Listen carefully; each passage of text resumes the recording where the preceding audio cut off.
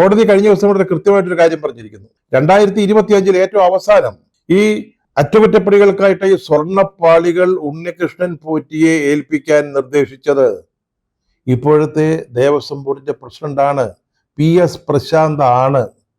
അതിന് കൃത്യമായ തെളിവുകളുണ്ട്.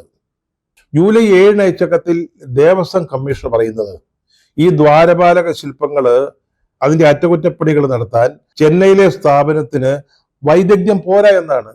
അത് വളരെ കൃത്യമായിട്ട് പറഞ്ഞിട്ടുണ്ട്. ആഗസ്റ്റ് 8 ആയപ്പോഴത്തേക്ക് നമ്മുടെ ദേവസ്വം കമ്മീഷണർ പെട്ടെന്ന് MA ബേബി ആവുക, നമ്മുടെ CPMന്റെ ദേശീയ ജനറൽ സെക്രട്ടറി. അദ്ദേഹം ഇങ്ങനെയാണല്ലോ, ചില കാര്യങ്ങളിൽ ആദ്യം ഒരു നിലപാട് പറയും, മുഖ്യമന്ത്രിയുടെ മകന് സമൻസ് വന്നിട്ടുണ്ട്, പിന്നീട് അത് തിരിച്ചയച്ചതാണെന്ന് പറയും, പിന്നീട് മുഖ്യമന്ത്രി കണ്ണുരുട്ടുമ്പോൾ അത് തിരുത്തി പറയും. അതുപോലെയാണ് കമ്മീഷണർ.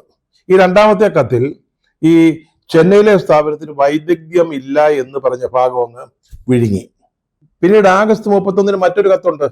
അതിൽ അദ്ദേഹം പറയുന്നത് ഈ ദ്വാരപാലക ശില്പങ്ങളുടെയും മറ്റും അറ്റകുറ്റപ്പണികൾ ചെയ്യുന്നതിന് സ്പോൺസർ ഉണ്ണികൃഷ്ണൻ പോറ്റിയെ സംഭവം ഏൽപ്പിക്കാൻ Devaswom board president PS Prashant പറഞ്ഞിട്ടുണ്ട് എന്നാണ്.